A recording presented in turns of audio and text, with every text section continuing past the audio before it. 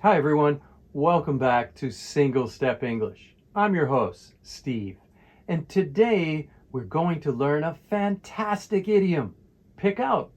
This idiom is super useful in everyday English, so let's dive in. The idiom to pick out means to choose or select something from a group of things. You'll often hear it in casual conversations, especially when shopping or making decisions.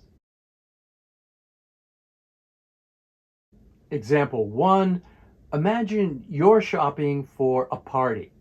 You could say, I need to pick out a dress for the party tonight.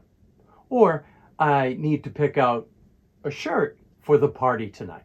Here, pick out means you need to choose a dress or a shirt from all the options available. A second example, let's say you're looking at a menu in a restaurant. You might say, it's hard to pick out just one dessert. They all look so good. In this case, pick out means to select one dessert from many. And there you have it. Now you know how to use to pick out in your daily conversations. Remember, practice makes perfect. So try to use this idiom next time you're making a choice. Thanks so much for watching Single Step English. Don't forget to like, subscribe, and hit the bell icon for more English learning videos.